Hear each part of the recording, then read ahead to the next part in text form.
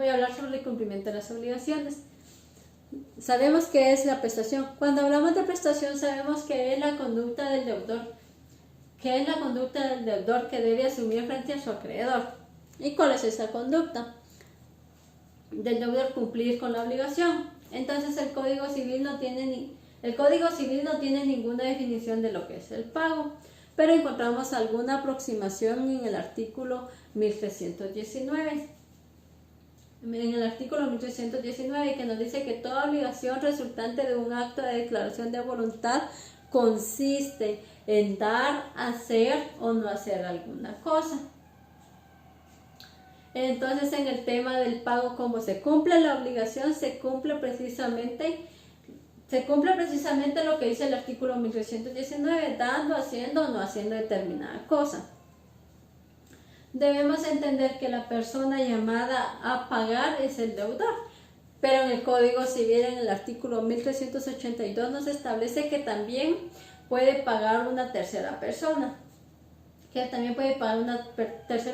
No necesariamente que tenga un interés en hacer el pago, sencillamente basta con que quiera hacerlo. Pagar. Cuando estamos hablando de esa persona que tiene interés, estamos hablando de personas que de alguna manera están vinculadas a la relación jurídica, como lo es el fiador. El fiador tiene un interés jurídico o un interés legal porque la obligación se cumpla. Antes de que él pueda ser demandado. Puede eventualmente pagar la obligación. El artículo 1381 dice que las obligaciones de hacer el acreedor no puede ser compelido a recibir la prestación o el servicio de un tercero. Cuando la calidad y circunstancia de la persona del deudor hubiere sido motivo determinante al establecer la obligación. El tercero que va a pagar tiene que hacerlo de conformidad como lo había acordado, que no puede variar esas condiciones, de la ley. Nos dice que el tercero puede pagar, pero para que la tercera persona pueda pagar van a surgir algunas consecuencias, es decir, preguntándole al deudor si está de acuerdo con que él pague, y si el deudor acepta, entonces entendemos que el deudor está consintiendo que la tercera persona haga ese pago. Pero ese pago que hace el tercero con consentimiento del deudor tiene consecuencias jurídicas. La primera es que hay derecho de repetición. ¿Qué es el derecho de repetición? Es decir, el deudor tiene la obligación de reembolsarse al tercero todos los pagos que haya realizado el tercero. El tercero tiene ese derecho de repetición, es decir, puede demandarlo en un momento determinado si el deudor no cumple con pagarle, pero además de eso nace la suborración.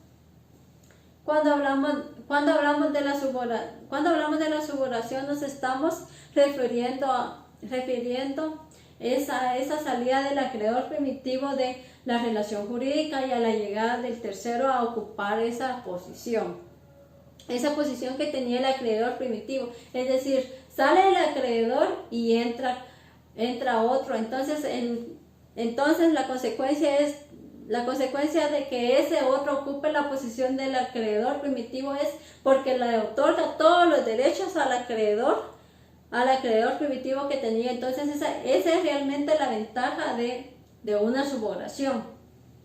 El tema de la suborración lo vamos a encontrar en el artículo 1455, que dice: la suborración tiene lugar por ministerio de la ley sin necesidad de declaración alguna de los interesados en los siguientes casos. Y cuando la tercera persona paga, el artículo 1455 en su numeral 2 dice que cuando el tercero paga tiene interés jurídico en el cumplimiento de la obligación, en consecuencia primaria de que pague un tercero con anuencia del deudor.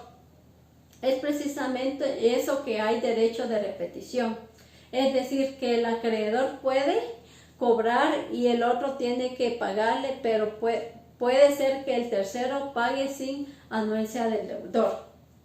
Por desconocimiento, es decir, una persona que tiene la obligación de pagar y no lo hace eventualmente, la tercera persona podría pagar esa obligación y la ley lo permite. Entonces esa persona que paga sin consultarle al deudor también tiene derechos. ¿Y cuáles son esos derechos? ¿Y cuáles son esos derechos? Bueno, la ley nos dice que el derecho que tiene es el derecho de repetición, el derecho a que se le reembolse el pago que ha realizado, pero no tiene derecho a subrogación.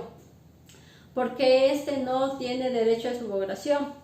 Y el primero sí tiene derecho. Lo que sucede es que por imperativo legal, en el primer caso, en el artículo 1455 dice que quien paga una deuda con anuencia del deudor adquiere la calidad de acreedor, pero no dice que para que el que paga sin anuencia del deudor, entonces debemos entender que el que paga sin la anuencia del deudor, desconociéndose esta situación, solamente tiene derecho al reembolso de la repetición. Y por último tenemos que el que paga contra la voluntad del deudor, la ley dice que el que paga contra la voluntad del deudor no tiene derecho a nada. ¿Por qué razón? Porque la ley de alguna manera castiga la buena fe. Por ejemplo, en bancos o cuando el plazo se está venciendo y la obligación comienza a prescribir, muchas veces el tercero que en este caso podría obviamente tener algún interés en que esa deuda prescriba, pudiera ser que haga el pago, debe consultarle al deudor o ha recibido la instrucción del deudor de no pagar y lo hace, entonces ese es un pago de mala fe. Por esa razón es que el acreedor que paga contra la voluntad del deudor no tiene absolutamente ningún derecho a reembolso. Y mucho menos a la subrogación, porque en el pago que está realizando podría causarle daños al deudor. No solo no tiene derecho a recobrar, sino que además podría ser demandado por los daños que había causado a la relación jurídica. Ya que la relación jurídica es entre un deudor y un acreedor, y el deudor es quien debe cumplir con la obligación y a quien se le debe pagar es al acreedor. Sin embargo, el Código Civil nos amplía un poco más por el tema de las personas que no pueden recibir o no quieren recibir directamente en pago. Entonces la ley dice que se le puede pagar al acreedor también a través de su representante legal. El artículo 1384 dice que el pago debe hacerse al acreedor o representante legal. El pago hecho a quien no tuviera la facultad para recibirlo es válido si el acreedor lo ratifica. El artículo 1385 dice que no es válido el pago que se haga directamente al menor o incapaz, que se debe hacer pago directo al representante legal, al padre o al tutor. La ley castiga precisamente al acreedor que lo hace, no dándole ningún hecho. Sin embargo, el artículo 1384 nos dice que el menor que se aprovecha o se ratifica el pago, esa norma es válida. Entonces solo en esos casos podría decirse que el pago es válido, pero fuera de eso el pago hecho a un menor de edad es un pago que no tiene validez. Luego encontramos en el artículo 1386, 87 y 1374 los principios del pago. Cuando se va a pagar se tiene que establecer claramente que existen tres principios. El principio de identidad, el principio que señalamos ahí, no se puede obligar al acreedor a recibir cosa distinta a la que se le debe, aunque la cosa que se le va a pagar o que se le está ofreciendo en pago sea mejor que la que se le debe o sea más cara. Es decir, la ley no está diciendo que no se pueda obligar al acreedor a recibir cosa distinta, pero luego tenemos el principio de integridad en el artículo 1387. Dice que el pago deberá hacerse del modo que se hubiera pactado. Cuando estamos hablando del modo estamos hablando del lugar, estamos hablando del tiempo y la forma en que las partes convinieron, y no se puede alterar ese modo, y no podrá efectuarse imparcialmente sino por convenio expreso. No se puede hacer pagos por partes, ya que hay que hacer un pago integral, hacerlo completo. Y por último encontramos en el artículo 1374 que regula el principio de indivisibilidad. Es el deudor no puede obligar al acreedor a recibir por parte del pago de una deuda, aunque ésta sea difícil, salvo en el convenio. Decimos que la obligación natural puede ser absoluta o puede ser relativa. Absoluta cuando de ninguna manera puede dividir el bien, como por ejemplo un diamante, ya que no se puede partir, es decir, esa indivisibilidad natural, porque no se puede hacer, pero hay algunas cosas que sí se pueden dividir, pero por la naturaleza para el cual están destinadas no es factible hacerlo. Entonces hablamos de una indivisibilidad natural relativa, ya sea a un par de zapatos. Por ejemplo, los zapatos, hay un derecho y un izquierdo, se pueden dividir físicamente. Existe la posibilidad de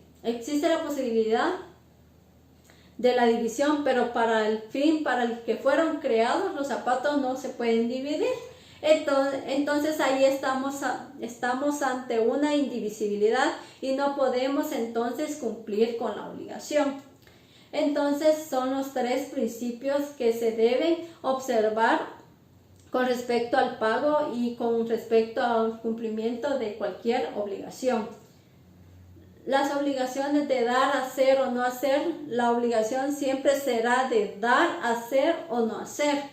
Y entonces vamos a cumplir dando, haciendo o no haciendo. Entonces un cumplimiento es precisamente eso, hacer que el deudor corresponde por haberse comprometido de esa manera. Entonces el objeto del pago puede ser cualquier cosa de hacer, cualquier cosa de no hacer, siempre y cuando sea lícita y posible. Como se va a pagar, sabemos que el pago generalmente se hace con dinero, pero no necesariamente solo se va a hacer el dinero. Es decir, el pago también se puede hacer en especie, y esto lo encontramos regulado en el artículo 1397, que dice que si el pago tuviera que hacerse en especie y hubiera imposibilidad de entregar la misma cantidad y calidad, el deudor satisfará el valor que la cosa tenga en el tiempo y lugar señalado, salvo que se haya fijado un precio al celebrarse el contrato. En cuanto al modo, la forma en que se va a realizar el pago, la forma en el artículo 1387 dice que el pago deberá hacerse del modo que se hubiere pactado y no podrá efectuarse parcialmente sino por convenio expreso o por disposición de la ley. Sin embargo, cuando la deuda tuviera una